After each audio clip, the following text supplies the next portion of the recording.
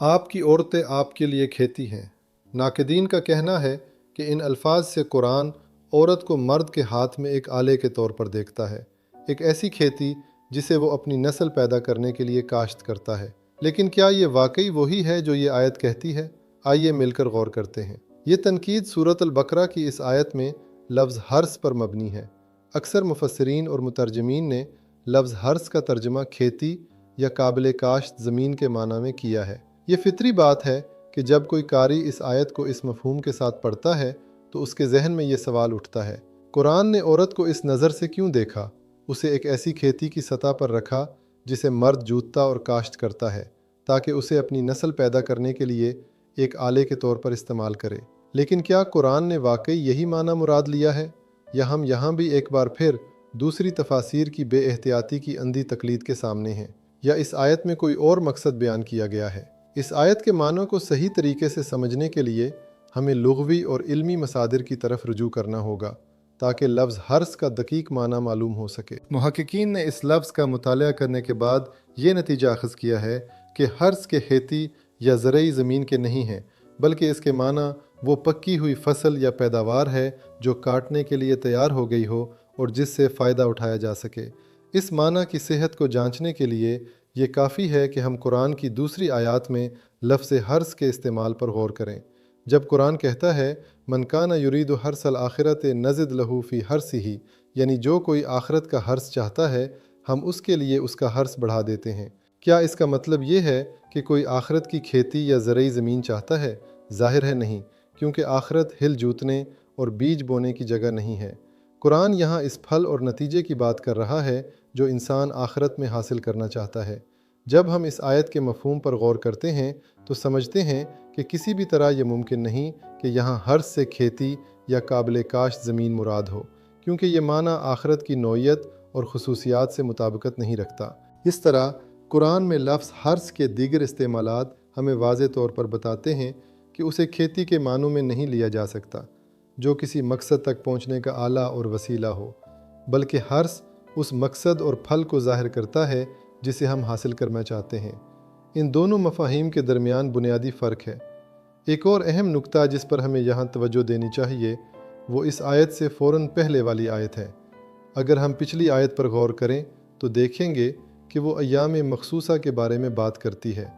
چونکہ اس دور میں قرآن کے مخاطبین عورت کو ان دنوں میں منحوس اور ناپاک سمجھتے تھے اور اس بنا پر عورتوں کو حقارت کی نظر سے دیکھتے تھے، اس لیے اس آیت میں وضاحت کی گئی کہ یہ مدت ایک تکلیف اور ایک فطری عمل ہے جسے عورت کو برداشت کرنا پڑتا ہے، اور مردوں کو ان دنوں میں عورتوں کے حالات کو سمجھنا چاہیے۔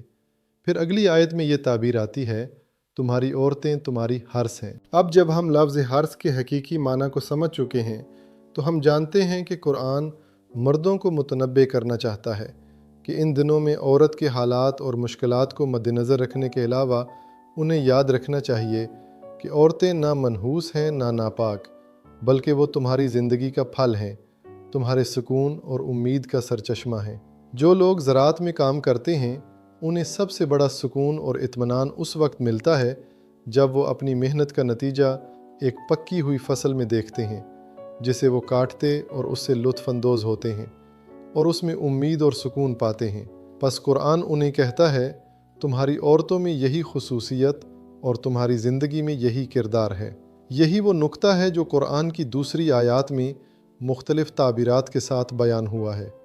انہی میں سے قرآن کہتا ہے وَمِنْ آیَاتِهِ أَنْ خَلَقَ لَكُم مِّنْ أَنفُسِكُمْ أَزْوَاجًا لِتَسْكُنُوا إِلَيْهَا، یعنی اور اس کی نشانیوں میں سے یہ ہے کہ اس نے تمہارے لیے تم ہی میں سے جوڑے بنائے تاکہ تم ان کے پاس سکون پاؤ۔ بس عورت مرد کے لیے سکون کا سرچشمہ ہے اور مرد عورت کے لیے۔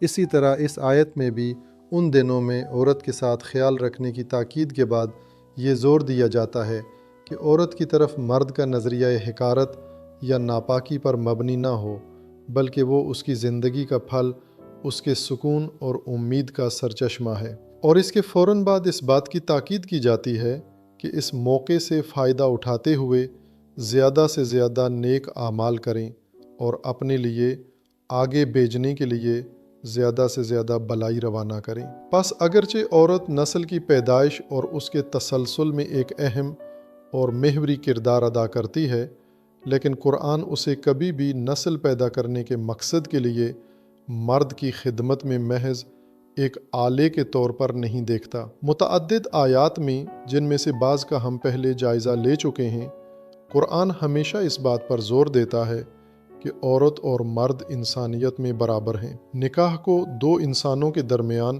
ایک مضبوط عہد و پیمان کے طور پر دیکھتا ہے، اور اولاد کی پیدائش کو مرد اور عورت کے درمیان ایک مشترک ذمہ داری قرار دیتا ہے۔ اس لیے ہمیں چاہیے کہ ہوشیار رہیں اور مشہور تفسیروں کے قیدی نہ بنیں اور دوسروں کی باتوں کو اندھا دھند نہ دہراتے رہیں، بلکہ ہمیں مصادر کی طرف رجوع کرنا چاہیے، دقت سے کام لینا چاہیے، اور قرآن کی آیات کو ان کے مقاصد کو مد نظر رکھتے ہوئے ایک جامع نظر سے پڑھنا چاہیے، تاکہ ہم ان آیات کے اخلاقی مقصد اور خوبصورت پیغام کو بہتر طریقے سے سمجھ سکیں۔